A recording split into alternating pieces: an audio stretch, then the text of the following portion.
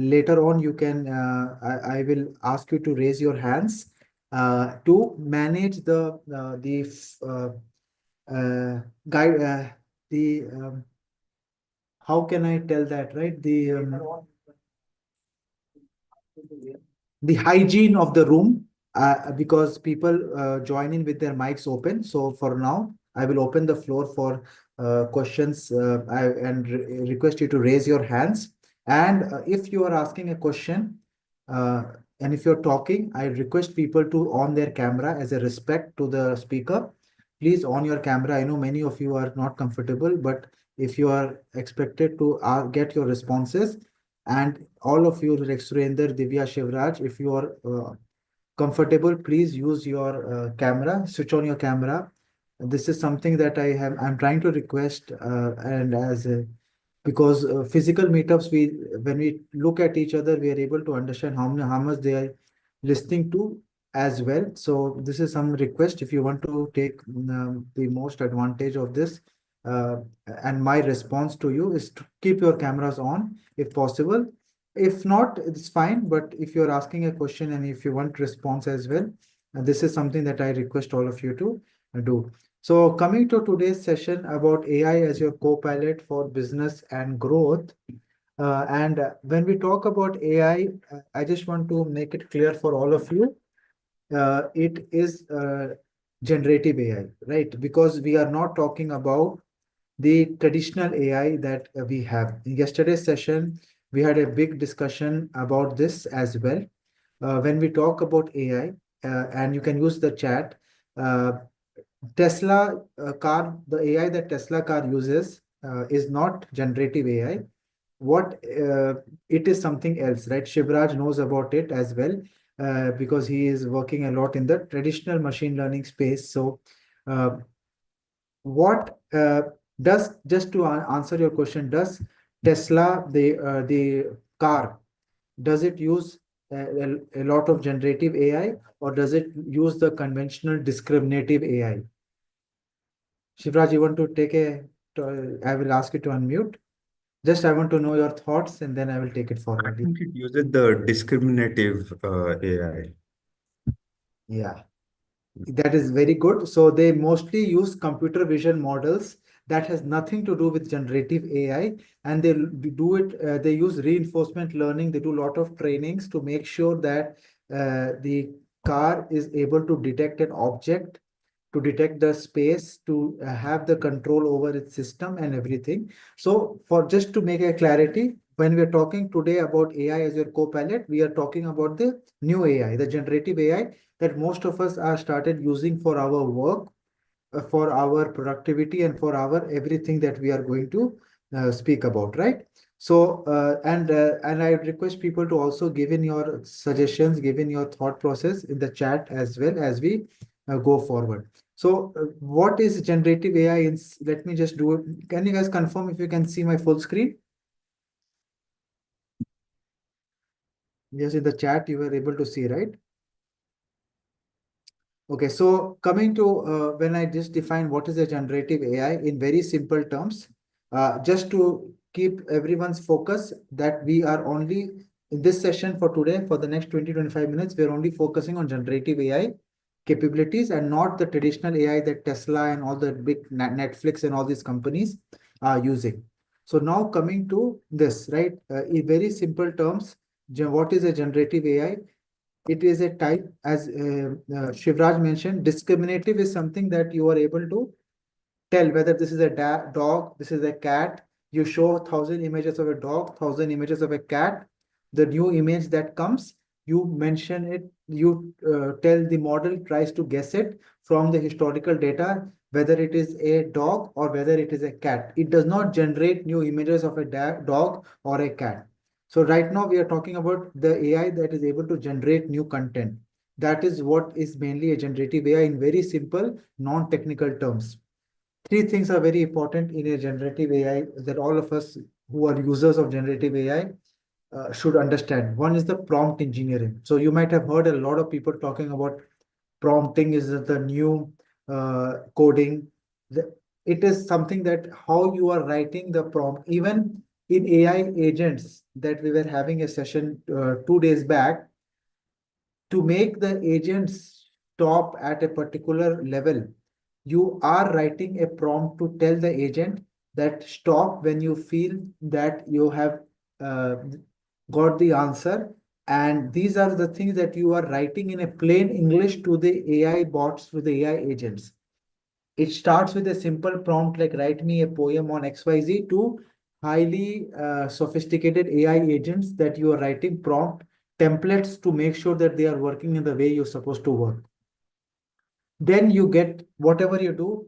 It can be an engine. I have for non-technical people, engine, just think about it as a system, which is a combination of LLMs. It is a combination of different agents, different tools.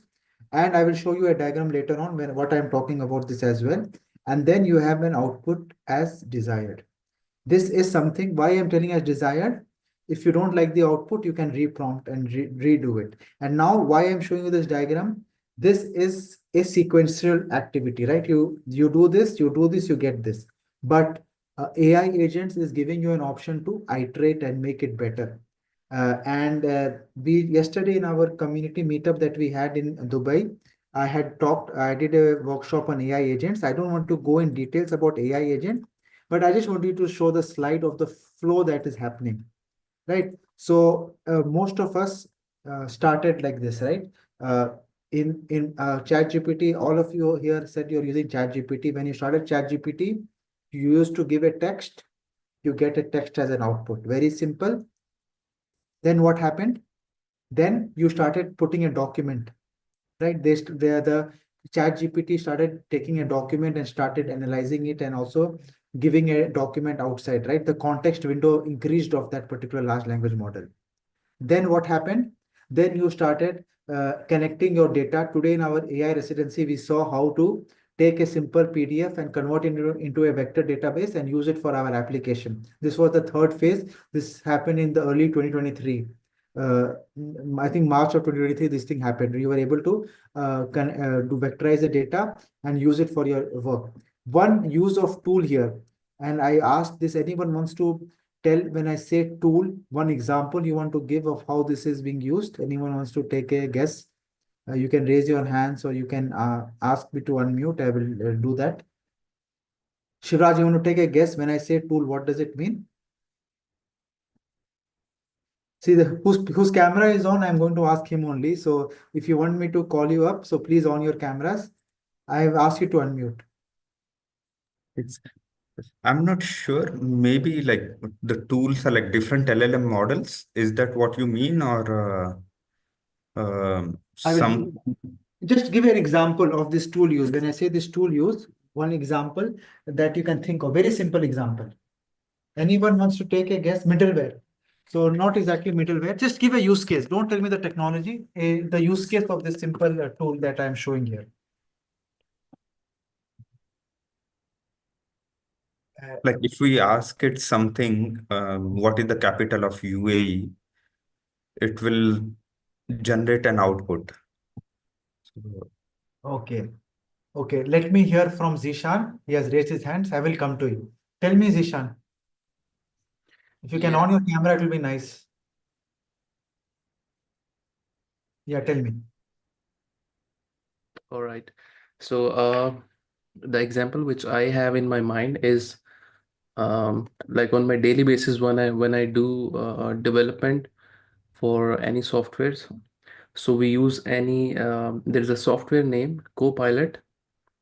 We can input it to we can basically prompt it to do any kind of task, and then it uses a tool, maybe any tool like Chat GPT or Celium or something, and then it takes input from there and then returns back to us. So basically it's processing all of our input through that tool and then giving us the output. That is what I think you are talking about. Okay, now in simple terms, if you're trying to tell everyone is touching upon something, but I'll just for us to use. Like suppose you ask the Chat GPT right now, what is the temperature? What is the temperature of Dubai right now? If you ask, will it be able to give us? I will unmute. Yeah, tell me, Zishan. No, I don't think it will be able to tell us the live data because Yeah. it's So processing on, sorry. there is a cutoff, correct? There is a cutoff, so it will not be able to tell me the temperature of Dubai right now. Yeah, yeah, So correct. very simple example of tool use. Very simple example of tool use is when you ask a question to ChatGPT or Copilot per se. If the answer is not there in large language model because there is a cutoff, it goes to Google or Bing and searches that answer and comes back and gives you. So the first tool used and the first use case that it started was giving the power of the system. If the LLM does not know the answer, go to some other website like Google and they get the answer and give it to us. So this was the simple starting of tools. After that, many other things started coming in. We all saw the lot of things got added, like maths tool got added, Wikipedia got added, Wolfram got added, Expedia got added. So now you can do a lot of things using AI tools because you can connect LLM to hundreds of tools. And this was the start of the agents. So this what I'm showing you in 3 could have been done by something called as a LangChain, and this was the start of the agent uh, and single agents, which was working sequentially. Okay, Zishan, you are still hand raised. You want to continue or I will? No, right? Okay, cool. So now coming to the after this, what happened? After this, memory started getting integrated to these type of applications, and and this is very important for us to know the evolution or step by step of what all has happened. And right now, this is something I don't want to spend some time in this. I talked about this in our yesterday's event. I'm going to talk more about this on Sunday. I will share all of you the link to register for this free webinar that I'm doing with Maven, where I talk little bit details. And then right now we have this one, future architecture of AI agents, where everything is working, multiple models are working with different constraints and different you can say react prompting that is happening, reason and acting.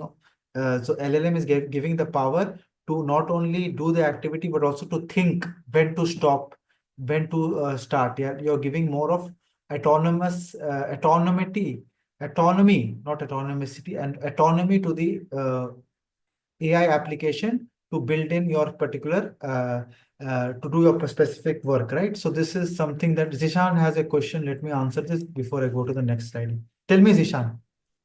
Yeah, Mohammed, regarding the last 2 points for the future architecture of AI agents and the previous one before this, do we have any example for this which we are using in our daily life, or just want to know if there is something which I Yeah. can go through and So we had a workshop last I think Thursday in our community where we discussed one use case where we are having we had creating a US getting the data of US GDP from all the websites and all the latest information from the websites, making sure that this information is correct, and then creating a chart out of it, a very good chart using matplotlib and Python graph generator. And this was being done, and it was happening in a loop.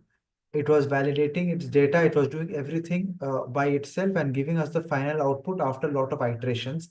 And we did not have control over the iterations. We gave the AI the autonomy to do their own iteration and give us the final output. For that, we had to design the system. We used LandGraph in the backend and Tavily AI for our research and Python matplotlib generator for the generating the graph. So these are the type of use cases. So many of you are new here. If you are, please attend our outcome-based workshops where we go in details. Today is just like a light talk that I wanted to go through for all these topics to understand how things are happening that are there. Okay, so now coming to the slide back, this is something that went extra. I did not want to talk about this today because today I wanted to make you guys understand why this has evolved, right? People have thinking that this is very simple. Just for today's example, I am showing this very linear curve, but that last slide explains everything in details, like how it is evolving, right? Right now, output as desired is not in your, it can be automated till you get the best output. If you are, this can be a loop, right? So this right now it is does not need to be sequential.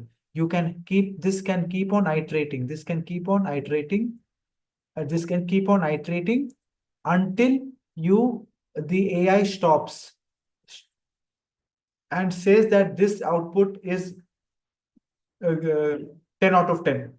So this is something that we are giving the power to these engines to do that. And this is something that is very, very important. Now, coming to why we are talking about generative AI so much right now, right? This technology is old. This is not something new. This has been there for a long time. So data scientists have been working on this for last 20, 25 years. But why we are talking about it right now? Because of three important things that are there, right? Three key technology advancements that has made this possible. One is the deep learning architecture. End of the day, these are all transformers, neural networks, right? Computing power, we should all thank the gamers, the people who build NVIDIA GPUs. Because of them, we are able to build these models, right? To use and execute these models. And we have these models trained on the entire internet. We have large language model like GPT-4o, Llama 3.3. They have been trained on the entire internet, and we have the data available, we have that model available. So these three key technology advancement has made generative AI possible, and it has made it democratized it so that every one of you who is wanting to learn and use it can use it. You don't need to be a core data scientist, or you don't need to be a professional developer to start using it. And it is available in everyone's browser to start using with. How can you use generative AI as your co-pilot, as your for business or for your growth, right? How can you use it? I can broadly divide it into three types, right? Creating a new product. Every company, every one of you should, in your business, should think about these three things that are there. Something very new, right? Something like a new experience that you want to create using generative AI technology. Reimagine your current user experience, right? What is your current business that you're having?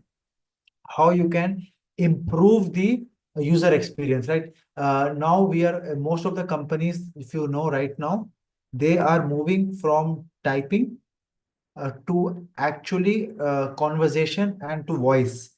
This is the way, if you see, most of the companies are changing the user experience to you go to a delivery place, you order. When you are ordering to a takeout delivery, the drive-through that is there, you don't talk to a customer executive. You talk to the machine, and while you are speaking, the video is getting uploaded, right? You ask that I want to have what are the options of the drinks in the menu? The drinks will show up, and then you can order. So these are the ways of you have to reimagine this user experience. I will share one video. Maybe you can Google it in Wendy's has this system. So Wendy has already implemented this in US, wherein you talk to the menu, and as you speak, the visuals will appear. I will share it in the WhatsApp community with all of you to have a look at it. Reinvent workflows. Before, there was a lot of manual checking of documents, like your especially in the KYC of fintech companies. This is a very big use case. Before, what happened, even Stripe is using it a lot. When you give your passport, or you give your license, or you give your any official document, it used to take 2 to 3 days to verify that. But now, because of these vision models, they are taking a document, getting the number, verifying it with the national identity database, and approving it immediately. So this is improving the customer service of fintech companies, of anything that is specific that is there, right? So these are some of the things that you can think about it. There are a lot of other use cases that I have, but just to the top three that are coming to my mind, that here you can have a look at this, right? Anyone has any questions, you can please raise your hand, stop me. If you have any other ideas where you feel generative AI can be used, you can, this is like more like an open discussion as well. Raise your hands, put it on the chat, and then I can also read it out as well. Okay, if there is no questions, then so what are the strategies like you want to use. Like, let me just stay focused. Yeah, face recognition is one of them. Face recognition is also one of them. But that again, coming that Barry, that is not generative AI. That is more of a traditional computer vision model that has been trained on various features of your face, and that is something that we need to understand how we can bifurcate generative AI from traditional machine learnings that are there. So for generative AI use cases, just to simplify this, uh, even every one of you, if you want to use AI as your co-pilot, for most of you, even when I say business, think about it for your company, or even if you're planning to start your own company, for that or for the company that you are working for. So when I'm talking about generative AI strategy, it is more at the company level.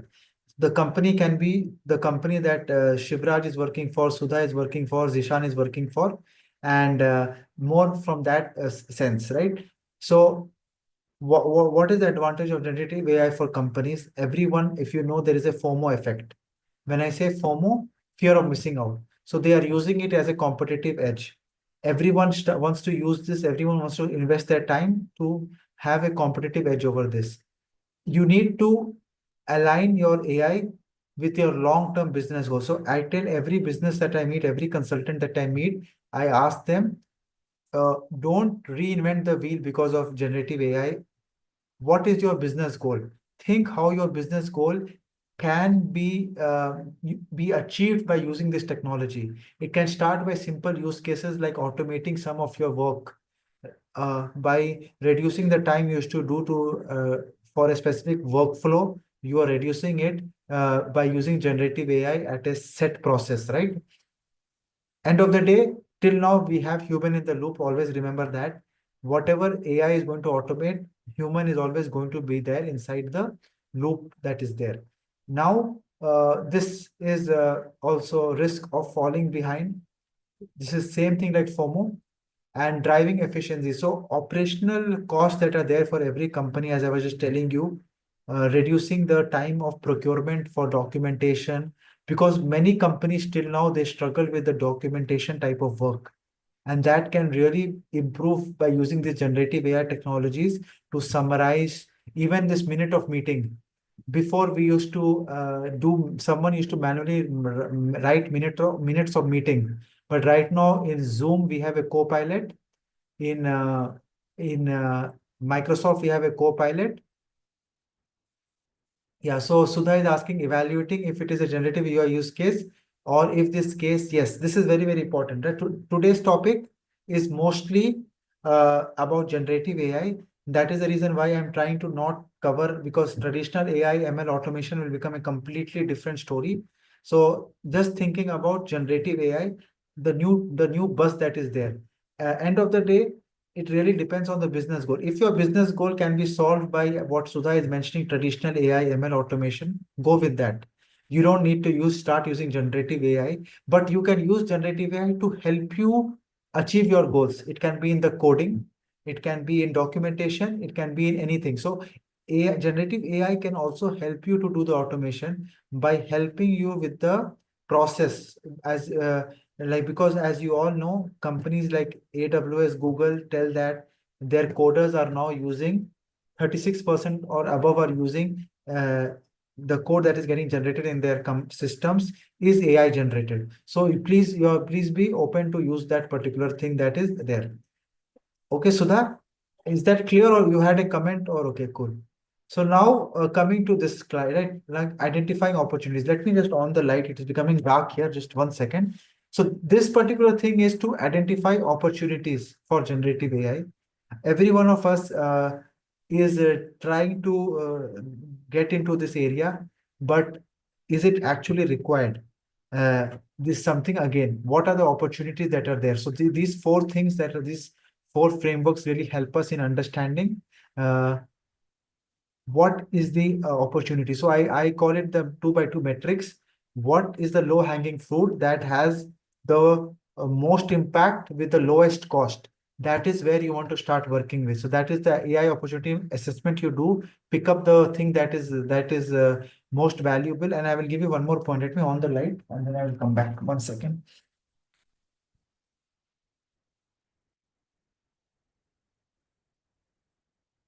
So always go for small use cases. Always go for small use cases, because small use cases really help uh, you to get the business buy-in. Because if you take a big project that is 1 month project, you spend millions of dollars on that project and it does not get an output, business will not be happy with it. So start taking small projects, do it well, and then you can expand. Start with customer pain points. That okay, yeah, this is some every business has customers. How you can start solving their pain points. Many customers give feedback, not only voice, but also the calls that happen to them. Take that transcripts, understand their pain points, and try to solve the value and improve their experience. Right? And always try to see opportunities where AI can generate new value. It can be in the form of the new type of conversations that are happening. Try to use voice. If your application is and if your company is using the input option, try to see whether if you implement the voice option, how will it be valuable to the customers that are there. Okay, this is very, very important. As I was telling you, the AI opportunity assessment, where to use AI, where to use yes, so it can be a combination. It is not only, this is just a framework that is there that you want to use. So this is very important, conducting a generative AI opportunity assessment. The first part that I told you, how to start working on a generative AI project. This is very, very important. Two things are that comes into the picture. One is the capability. What is the current capability of generative AI? What all generative AI can do? And what are the use cases? How are companies using that generative AI? So if you want to use AI as your co-pilot for business or for growth, this is something that all of us should understand. Two things are very important. We all should know. I think most of you are part of our community events a lot. You know what all generative AI can do. What are the capabilities of doing that? Plus the use cases that have been used already in some companies in your area, and then try to combine both and start implementing it in your work. So in capability, what is there? So what are the capabilities with generative AI? As someone was mentioning automation. Generative AI can help you in doing automation easily. There are tools that without coding, without much of coding, like Make, Zapier, you can do automation. And that is possible because of generative AI. Content, all of us are doing that. Companies are doing that in the text as well as the image. This is very, very important. Data. Suppose you have a data, you can put it in Chat GPT or Claude and analyze the data, understand the data, and code generation. Most of the people are, as I told you, all the developers are using coding assistants or making like we saw today in our master class that we had. We did something in the playground. We fixed everything, and then we took the code from there and put it in Python. So this is what many of us are doing, creating apps on no code platforms, taking the code and putting the code in the production and just editing it, making sure that it is working fine. So these are the capabilities with generative AI. And before I move to the next slides, anyone has any questions, raise your hands, put on the chat. There are few comments. Most of the test cases, business cases, yes, fall under automation. But management tries to seize the possibility of using AI. First, always you should try for automation or simple basic things that are there. And most of the problem gets solved with that. Machine learning comes in when you want to do something that is after you have enough data that you have been tracking or you're using to do specific forecasting or any segmentation or anything that is there. But first thing is to start, and today in our AI for bosses, we were discussing this. First, you need to, there is one more step before we even get to all this, and I will show you here in this slide, right? I'll quickly show this slide. And this we discussed this in our community meetup as well, right? So most of us think that AI is very simple, right? You have a basic data, you have a magic pill that happens, and then you have value. But end of the day, this is not what is happening. End of the day, you see lot of things are going on inside, right? What Mr. Surendra said, data. The data is only not there, then how will you get any value? So you have to first make sure that the data is there. You need to do selection, sourcing, synthesis, then you need to do data engineering part, then you need to do the modeling part, then only you can get value out of it. And there are a lot of constraints that are there. So my idea is to tell you that it is not very simple like everyone thinks this. Most of the businesses right now who are not technically sound, who think that they understand it is, they think that this is just a magic pill. This is just like a website, like a custom GPT that starts working with it. And but that's not the case. Sudha is mentioning it can be a combination. Predictive analytics, machine learning will come later on if you have data, if you have that use case where you need to do that. That will come later on. If you don't have any data, there is no point of doing any predictive analytics, and that will not help us much as well. Cool. Any more questions we have before I move to the next slide? The use cases, please. I see, let me see, Sudha, Shivraj, Zishan, Barry, Sayed, Tasneem. Tasneem, you want to add anything?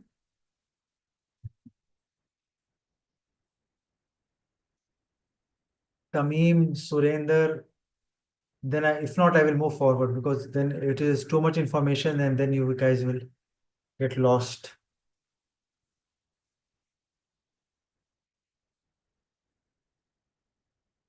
Anyone wants to share your experience about these things? What are you using in this right now? In these four things, anyone wants to share their experience?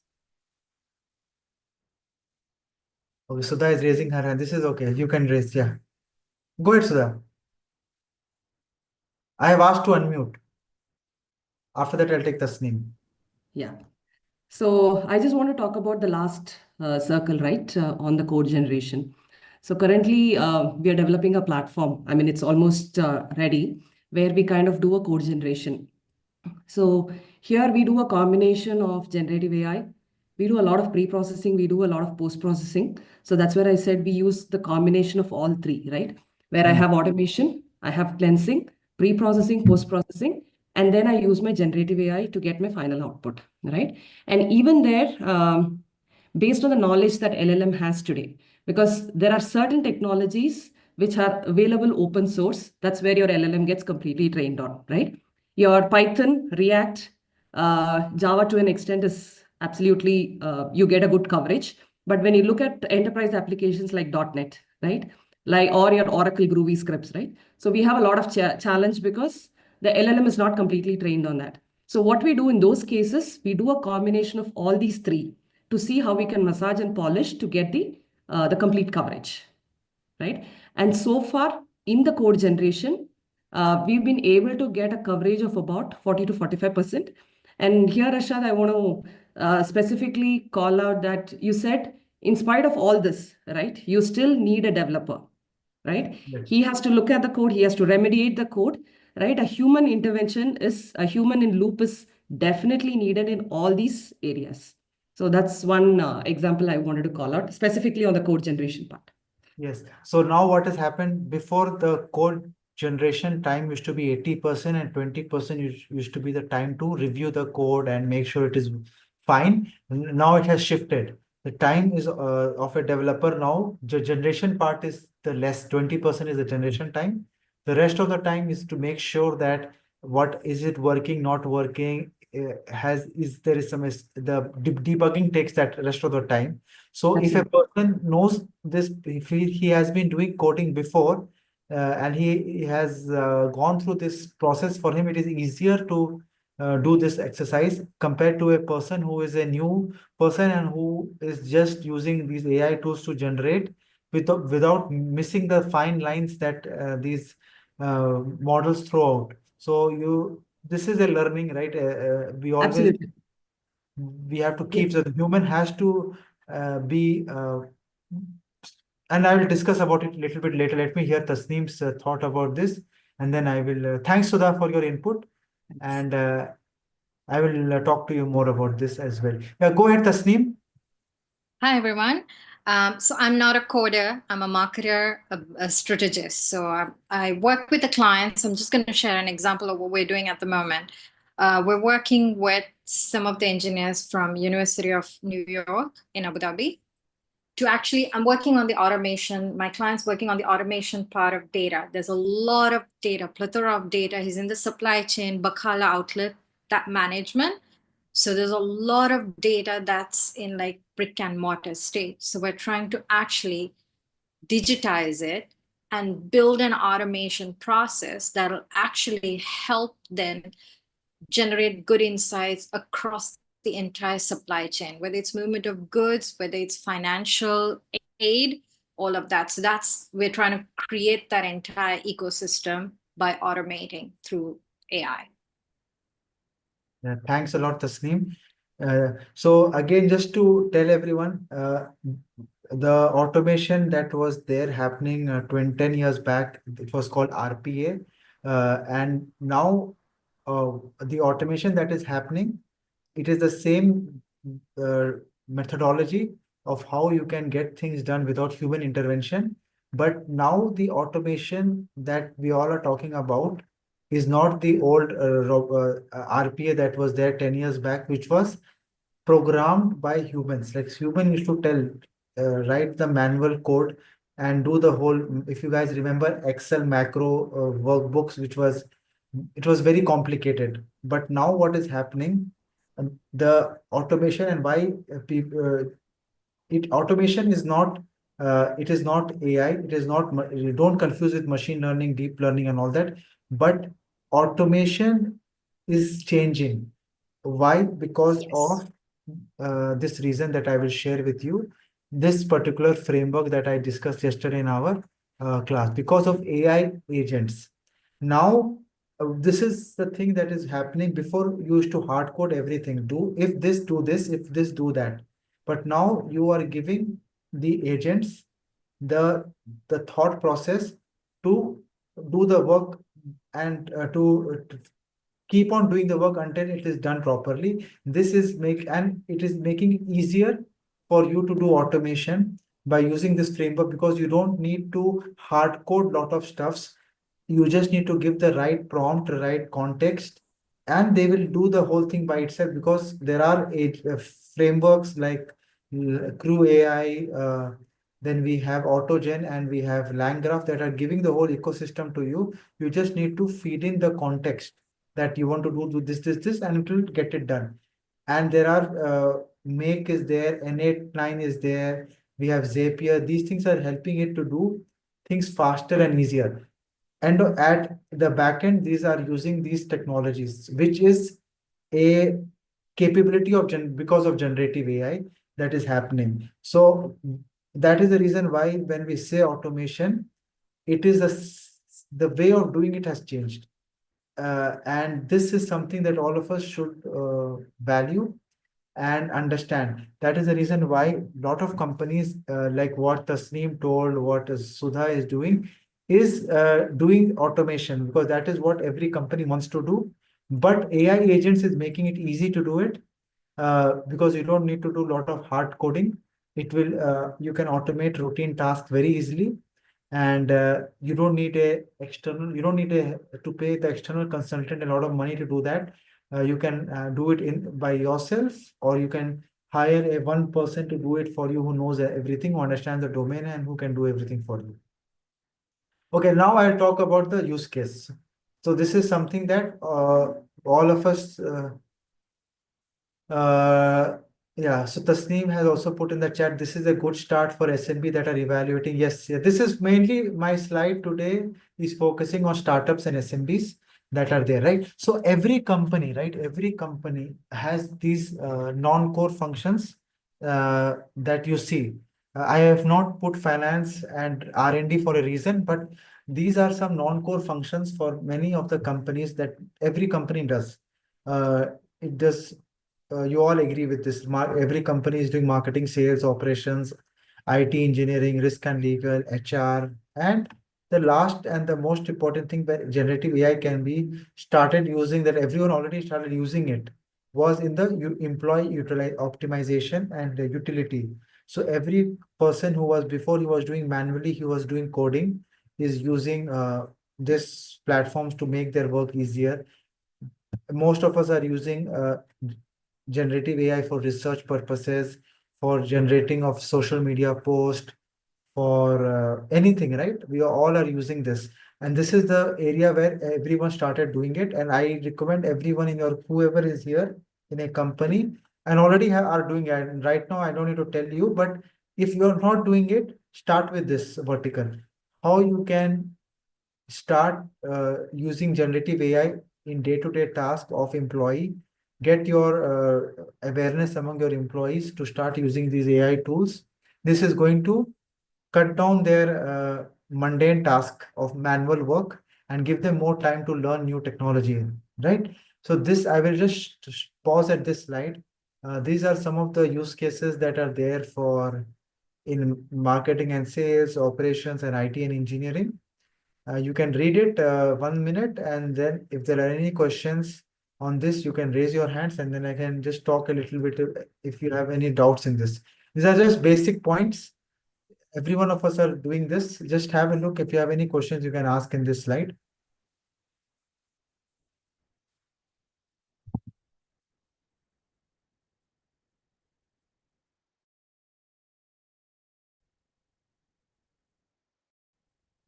Just have a just read it once, and if something you're not able to understand, you don't agree, you can raise your hands, and I can just explain, right? So marketing and sales, everyone, very simple. Everyone is doing that.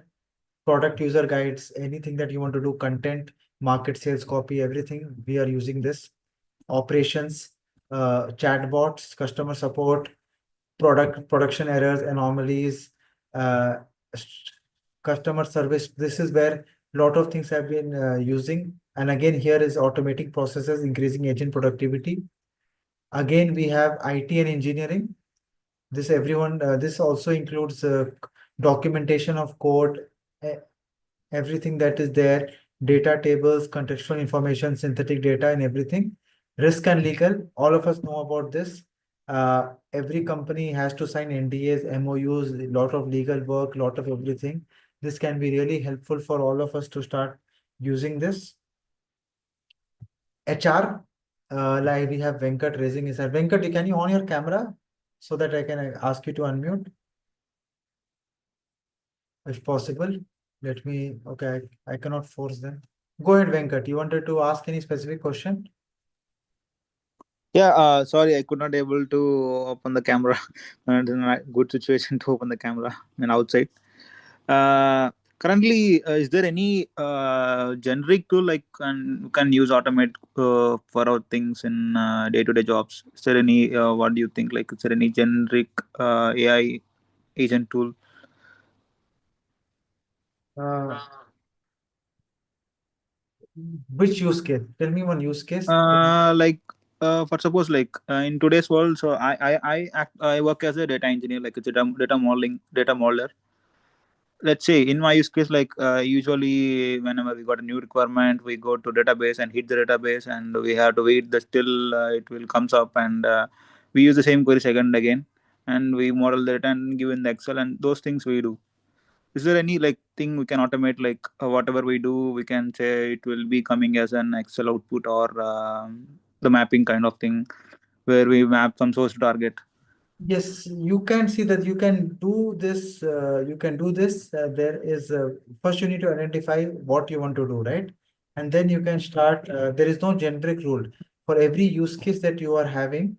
You can take a small use case and you can start automating it. What does automating mean? That it does it without your intervention. It can be daily refresh of a particular report, daily very simple use cases that are there, right? Like if you want to update RSS feeds of anyone who's talking about any specific technology, like suppose is there anyone who mentioned about decoding data science on the internet? I have RSS feeds that check that, and then I get an email notification. So these are simple. You have to identify what you want to do, and then you can automate it. There are tools to do that. You can use make.com, you can use n89, you can use even Zapier. But so there is no generic rule. Everything that you want to do, you have to identify which is the most important one for you, and uh, try to do that. Okay. Okay. And Got it. yeah, step by step, and you can learn. But the best way that I tell people, if you want to do it yourself, start with a simple use case like updating like RSS feeds, or get checking for any updates about RSS feeds and putting it in Excel on a daily basis at a particular time. These are simple ways to start doing it. Once you do this, then you can make it more and more advanced that is there. Got it. I have done a workshop on make.com. It is available in our guild community. You can have a look at that, and where we have done it, and it is very simple. How can I access that community? Like, is there any link for that? Yeah, if you go to, I will put it on the chat. It's nas.io/AI guild. It's a paid community where we have all the recordings of our workshops that we do, and the content that we have. And you will have an option there called AI at Work. AI at Work is a platform. It's a area where we have put all the.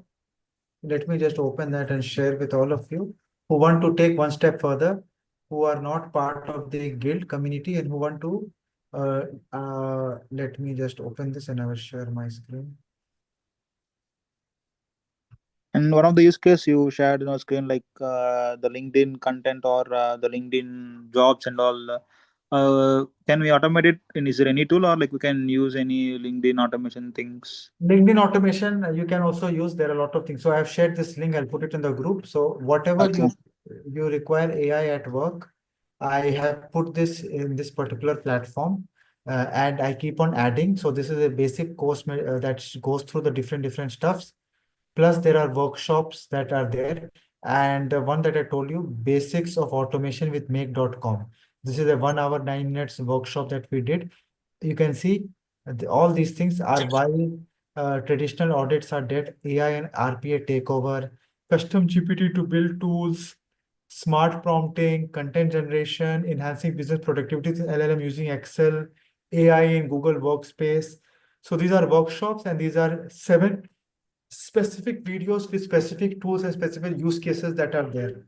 So this is available as a part of this guild community, and we keep on adding new workshops as we do in this area as well, for people who want to use AI at their specific work location.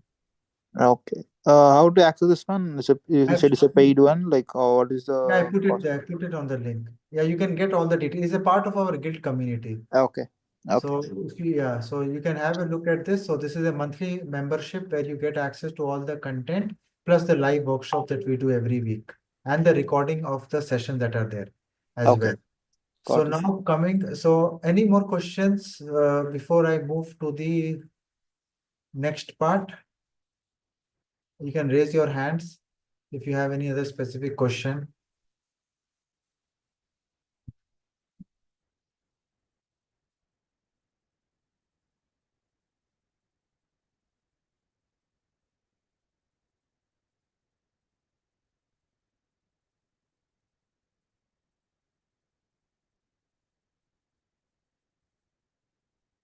Any questions before I? Okay, cool. So now coming to this part, right? So LinkedIn is also one page you can use for every use case. There is no generic rule. Just to tell to Venkat, for whatever you want to do, you can start using it. Risk and legal, you can take the document, put it on AI tool, summarize it, understand it. The best use case that what I do is, if I have 2 documents, we do an MOU from a vendor, and the old MOU and the new MOU, we compare it, and if there is any difference, it tells it out, so that we only focus on that difference that is there. These are some of the things that we do. HR is being used a lot. One of our community members today told that in his company that they have incorporated HR chatbot. So if any question you have for the company, for the employee policy, you can do it. Also, we did a workshop as well, where we also implemented this by taking the company policy and creating a chatbot that answers specific question for that specific thing that is there. Okay, and employee utilization is something that all of us have to start using it. You tell your team if they're not using it. Today's call is also getting AI is hearing our voice, and it is automating our transcript, and it is you can get this later on as well if you want as well. I share it somewhere in the description as well sometime when it is directional, right? You have to review it once, and everything that even Sudha mentioned, human should be there in the loop for you to make sure that the output is final. So these are some of the use cases that are there. Always start identifying in what you want to do, what you want to work on, and then start taking it a step further. And for today, I just want to stop here. And I will be I will be discussing later on about how you can map AI use cases to business goal. Uh, and my only advice is for people to whatever work you are doing, try to see like Venkat mentioned, Tasneem mentioned, where you can use AI tech, to make your work easier, and then start learning about it. So what I am trying to do in that AI at work thing that is there is I'm trying to give you options to do it, uh, different tools to do it. And also as you know, in the community, we do challenges. Challenges is something that we are doing, and this is a very good way for you to start implementing what you are learning. And right now we have launched our, if you guys, many of you are already part of the challenge. Let me just share my screen. If you are not part of the challenge, please do have a look at this. This will be a good experience for all of you to start working on it. So let me just share my screen, and I will show you the challenge. So this is the challenge that we are doing. It is building an AI application challenge. So even for non-coders, if you want to automate a specific work, if you want to do a specific task, right? You can think about it, you can get an idea, and there are a lot of no code, low code tools that I mentioned. You can have a look at it and you can try to implement that small project. So it does not need to be a end-to-end development project. It can be a no code, low code type of project also. It can be a simple automation project. So take advantage of this challenge. This is starting on 4th of January. Already 31 people have joined this challenge. This is a very good way of learning together, right? It is a very good way of learning together. It's a very good way of uh, starting with an idea and going through step-by-step way of how you can solve that idea. So now suppose you come up with an idea, you want to understand which tool you are going to use for this idea, and then you finally solve that idea and you document that idea. Once you are comfortable to do one idea, you will be comfortable to play around and get that confidence to work on complex workflows. And that is the reason why I tell everyone, always start with simple, get the command over the simple one, and then go ahead and do the advanced one that is there, right? And this is, I have shared this link with all of you. Please do look at this, join it. It is very, very good learning. It is not only, and just to share with you this particular thing, all the details are here. For the winners of this particular challenge, for the top 3 winners, we are going to give you, the first one is going to get AI Guild membership. It's not AI Guild, sorry, AI Residency, our flagship program that is for 6 months. And the other 2 people are going to get AI for bosses or the AI for executives program as well. That is worth $1,000. So this is just to motivate you all to participate and to complete the challenge that is there. So this is something that I request all of you to consider. And the second thing that we are doing tomorrow, we are having this workshop in collaboration with Maven. This is about understanding AI agents and use cases. This is going to be this is just scan this QR code, register for this. Also, I don't have the link right now, but just take a photo of this, or let me just take a photo of this or use your Google Lens And let me just get it for you, because this.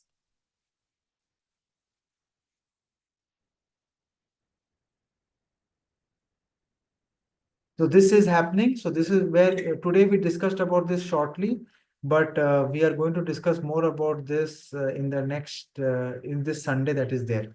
So just take a photo of this. Let me just try to get the direct link for you as well. And I can share it here in the chat.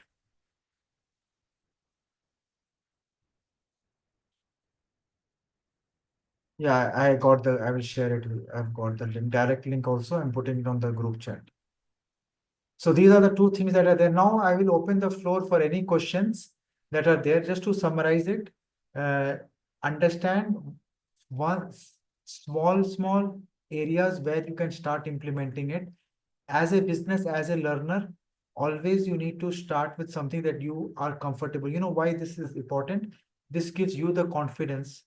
This gives you the confidence because if you don't start with small, you will get lost by doing advanced things. This is my only advice I'll give all of you here. Even if you are working for a client, you are working for as a consultant, you should be comfortable of knowing it. It is very good to know things. It is very good to know things, but your confidence will only come if you do things, if you have done it yourself. So that is the reason why I do outcome-based workshops. I request people to do the things. That's the reason why we are doing the challenges, and challenges is a very good way for all of you to at least put your learning in practice. Because I keep on doing calls, I keep on talking, my throat is also become tired, but that will not help. You guys need to do the work. You need to see, once you do it yourself, you will be able to see the output that is there. And this is what I will see. And when you see the participants, a lot of participants are there here already. You will learn from each other. There is a WhatsApp group that you will be part of it. Plus, we will also be giving you access to some support materials on the start of this. And you already know that on 4th of January, you need to come with an idea. So you can think about what you want to do. You can participate in this. We will also be giving you access. For the coding people, we don't want to give you, you have a lot of options, but for the non-coding people, we will give you some options of around 11 to 12 tools to start using to do your work as well. So this is something that you can also consider as well.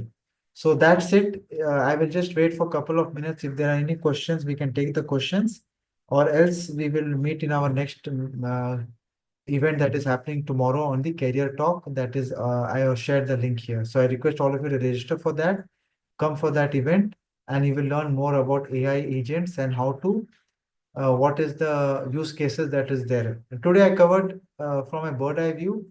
Tomorrow I'll go a little bit more details.